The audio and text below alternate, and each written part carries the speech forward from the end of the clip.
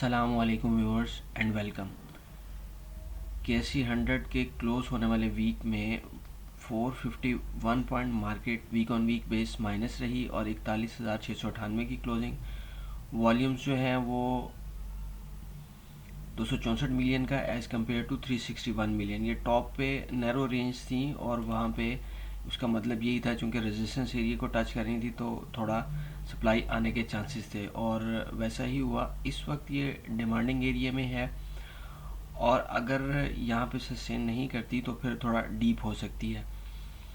इस वक्त news site पे कोई अच्छे न्यूज़ नहीं आ रही। रिज़र्व स्टेट बैंक के जो हैं वो 4 साल के लोज पे हैं। JP मॉर्गन ने, जो एक रेटिंग एजेंसी है, उन्होंने कहा जी कि इंटरेस्ट रेट 400 बेसिस पॉइंट और बढ़ सकता है, पाकिस्तान के बैंक जो बढ़ा सकते हैं।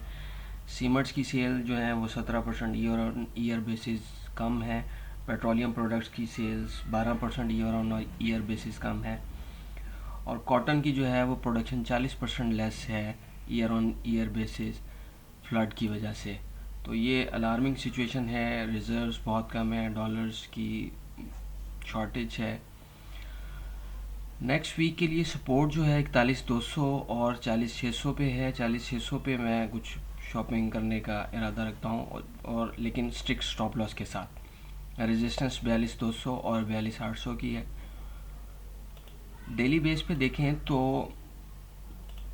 लैकलस्टर सी एक्टिविटी है और ये वही जो वीकली बेस पे डिमांड एरिया आ रहा था उधर ही थोड़ा, और हर इंडेक्स जो है अपने अपने हिसाब से परफॉर्म कर रहा है। KC100 को और 30 को देखें तो ये अपने एक सप्लाई लाइन को सपोर्ट लाइन बनाता हुआ, KC आल को देखें तो सपोर्ट एरिया में, अगर यहाँ पे सस्टेन करता है नहीं तो फिर थोड़ा डीप होने के चांसेस हैं। KC MI30 भी लैकलस्टर सी एक्टिविटी दिखाता हुआ। इस वीक में एक तो PPL OGDC वीक के एंड पे जो है वो रिकॉर्डिंग के डिसीजन, सुप्रीम कोर्ट का जो रिकॉर्डिंग का डिसीजन था उसके बारे में, चूँकि ये इनके स्टेक्स हैं उसमें OGDC और PPL का 25-25%, तो ये बेनिफिशरी हैं।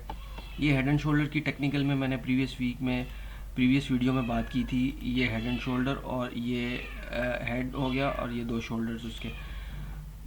ताहम ये न्यूज़ इसकी फेवर में आई और ये फ्राइडे को क्लोजिंग बेसिस पे ये अपनी गेंस को सस्टेन ना कर सका। OGDC में भी सेम सूरत हाल, बियर ट्रेंड ही है। ताहम ये इस एरिया में कंसोलिडेट करता हुआ ये सप्लाई एरिया से ऊपर बढ़ेगा। 80-82 से ऊपर क्लोजिंग की सूरत में फिर ऊपर के टारगेट्स निकल आएंगे और 70 से नीचे क्लोजिंग की डिसाइसिव क्लोजिंग और फिर सस्टेन करने की सूरत में नीचे की प्राइसेस दिखाई जा सकती हैं।